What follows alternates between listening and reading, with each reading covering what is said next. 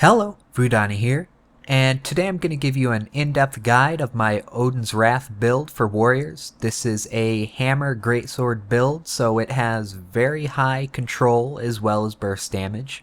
It also has a lot of survivability through some utility, but mostly the survivability comes through the ridiculous amount of control you'll have from the hammer.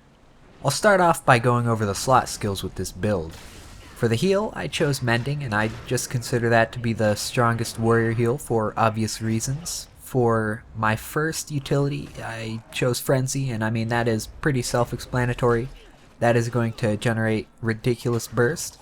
Berserker Stance is definitely controversial, but I find that to be the most effective way to gain adrenaline, and starting with full adrenaline is very crucial for this build. For the last utility, I chose Endure Pain, and that ability is very good in that you can activate it to break a stun, and I mean you're invincible for 5 seconds. You have to pop it early though. That is something that a lot of people don't realize. With the 25% Endure Pain, it's not nearly as effective as popping it early because conditions will go through that. And for the ultimate, I chose Signet of Rage, and you get 30-second uptime, so that's half the time you have Fury, Swiftness, and Might, which is very useful. Now I'm gonna go over basic combat with this build by explaining how you should be using your weapon abilities, and first off, the hammer is what you're going to want to be in most of the time. The chain attack with the hammer is actually very hard hitting. If you have Fury up a lot, you can get some pretty nice crits. For the 2 and 3 abilities, you have Fierce Blow and Hammer Shock. Fierce Blow is a fairly high damaging attack that will give them weakness, which is always good. And Hammer Shock, you kind of stand still and do a shockwave of crippling, and if you can hit a lot of people with that, it's very useful. For your 4 and 5 skills, you have Staggering Blow and Backbreaker, and these are very important skills. They're fairly high cooldown, but with your number 4 Staggering Blow, you're going to do a Whirlwind and knock people back, and you can chain right into Backbreaker from that, which is a knockdown for 2 seconds.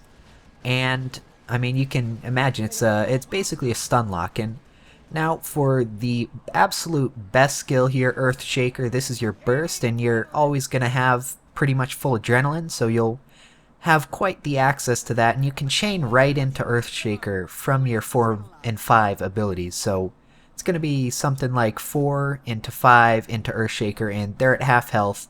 And then you switch into Greatsword. And for Greatsword, the auto attack is fairly decent. It's a little faster than the hammer, but not quite as much damage. And right after your Earthshaker, you generally pop 100 blades. And you do that by hitting F1 with the hammer, and you're going to leap through the air, and right when you land, you want to hit your tilde button to switch weapons and go right into 100 blades. Now you can pop Frenzy if you'd like for this, but you don't really have to. But 100 blades is going to do a good amount of damage, and they're going to be stunned for 2 seconds. Right after the 100 blades, you go into your number 3 Whirlwind attack, and if you line that up at about a 45-degree angle to your target, you will generally hit them 3 times. It can be a little tricky, but once you master that, it's very good damage. For the 4 and 5 skills with the Greatsword, you have Blade Trail and Rush, and both of these are for chasing enemies down. You're usually going to want to, right after the Whirlwind attack on someone, hit them with a Blade Trail and go right into a Rush, and that'll leave them crippled, and then you'll be able to get right on top of them.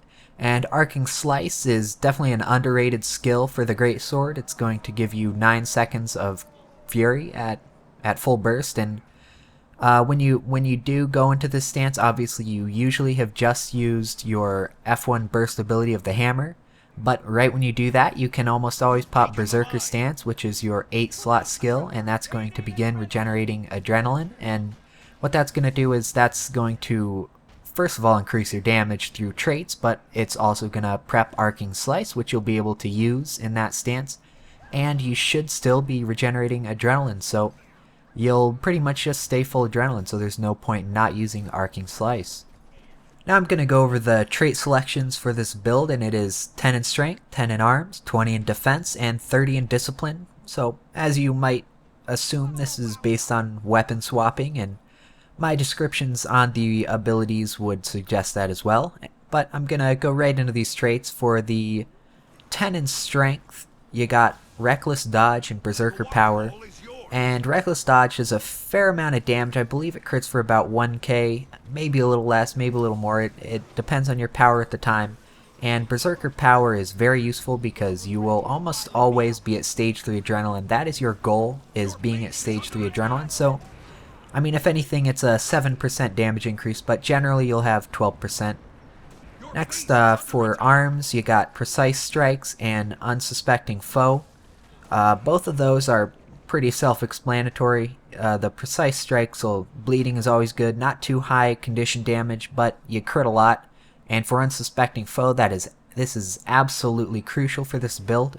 50% extra crit chance against stun foes, so right after your Earthshaker, your burst ability and hammer, they're stunned for 2.3 seconds because of a rune. But anyway, 50% crit chance while you're 100 bladesing, and if you do pop a frenzy for that, it's just you crit every single hit.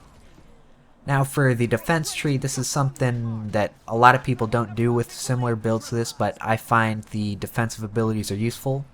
Thick skin, not that important, but sure-footed is actually very useful for this build. 25% stance duration. Every utility skill you have gives you stances. You have every single stance. So other than endure pain, it actually is broken for endure pain, I believe, right now, but hopefully that gets fixed. Journal health, it's a health boost, decent. And last stand, this is the main controversy here.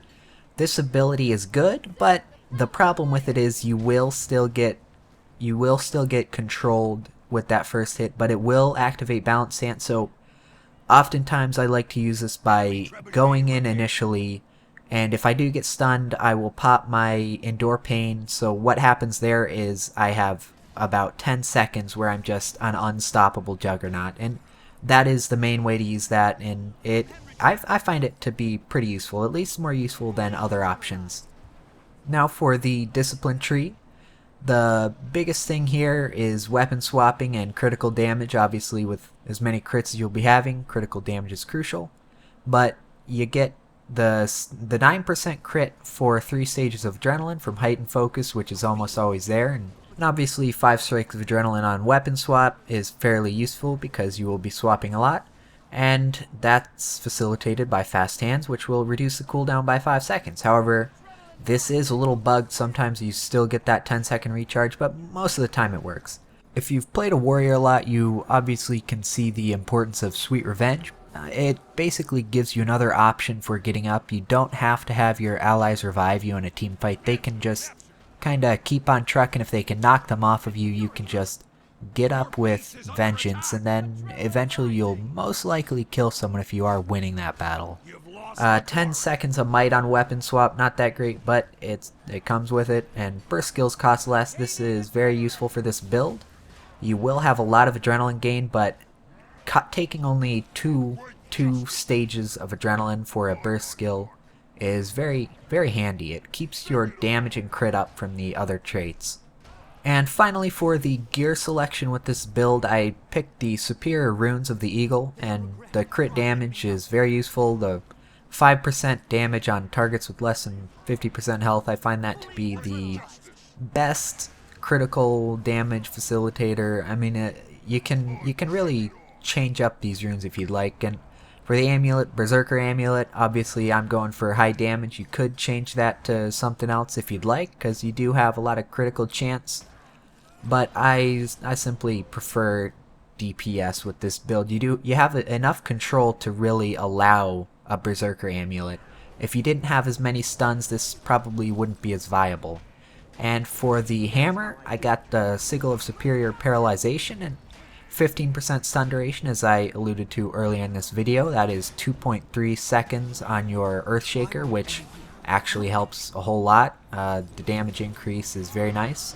And for the Great Sword, I have a Sigil of Air, and I find that to be the highest damaging for single target attacks in almost any crit build. I use it a lot, and no different here. And now I'm gonna go over a couple combat situations that you might come up against, and the way you want to engage people with this build is obviously with full adrenaline. You'll get that through Berserker Rage, and generally starting with an Earthshaker is good if you can get it off, but you need to watch their debuffs. A lot of people expect a Bull's Rush, but when they see the hammer, they're not really expecting Earthshaker for some reason. I find it actually pretty easy to get an Earthshaker off really quickly and get a good amount of damage. If that attack does miss, you can go right into your controlling abilities with the hammer. You can swap into the Greatsword if you like to move around. You have multiple cripples, multiple stuns, knockbacks, and you basically kite around until you get another Earthshaker. And that is every 10 seconds, so it's not like you're just waiting forever. You have good burst every 10 seconds, and you really need to abuse that. And the beauty about this is it's not just for one person. Earthshaker and most of the controlling stuff for the hammer actually hits everyone in a fairly large area. Using Earthshaker properly can really help in tournament play. The hammer in general is just a good option for knocking people back and helping with revives. And I mean, if someone's reviving people and they're just clumped up, you just go right in with Earthshaker and absolutely destroy people, and it works very nicely. But as always, I hope this video is helpful. If you have suggestions on the format, please let me know. I hope this helps clarify things a bit more. Takes a lot more time to set up, but I do think that this kind of video is more informative and definitely answers a lot of the questions that I've been getting about builds. So just leave in the comments any suggestions or things that might help me out. And thanks for watching.